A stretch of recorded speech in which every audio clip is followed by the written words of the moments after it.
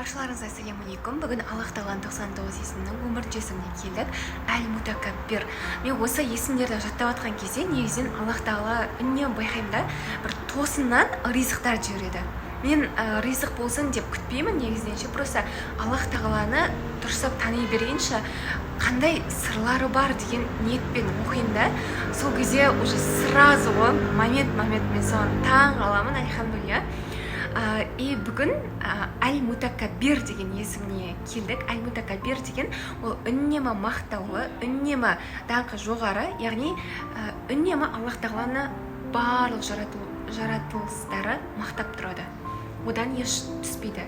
Және де Аллах Тағала барлығын жаратқан кезде, бүкіл жаратылыстарды, әлемдер жаратқан кезде, Аллах Тағала ешкім көмектескен жоқ.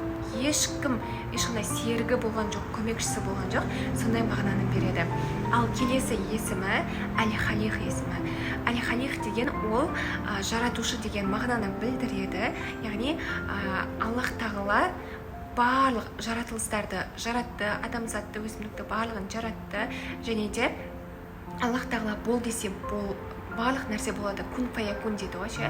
Бол десе болды, уже бүкіл жаратылыстар жаратылады деген мағынаны білдіреді. Келесі Әл-Бари есімі. Әл-Бари есімі Әл-Халиқ есіміне ұқсас, бірақ айырмашылығы Аллах Тағала жоқтан бар етеді. Жоқтан бар етеді, соны білдіреді. Келесі Әл-Мусауир есімі. Келбет беруші деген мағынаны білдіреді.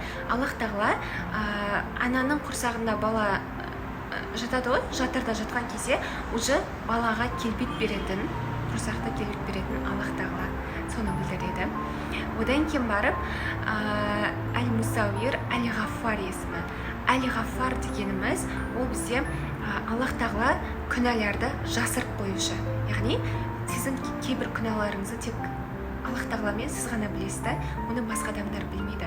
Сондықтан да бір күнә жасап қойған кезде Әл-Ғаффар есімін үнемі айтыңыз, яғни кешірімді Аллах Тағала күнәларды жасырып қояды. Және де тәубе ету арқылы ол күнәға жоламауға Алла Тағаланың алдында уәде бергеніңіз дұрыс болады. Енді қараңыздар, бізде Әл-Мутакаббир, Әл-Халиқ, Әл-Бари, Әл-Мусауир, Әл-Ғаффар 5 есімді өттік. Осының ішінде Әл-Халиқ, Әл-Бари, Әл-Мусауир есімі балалы болу үшін үнемі осы есімдерді қайталап тұру қажет деген көптеген практикадан өткен адамдар айтады.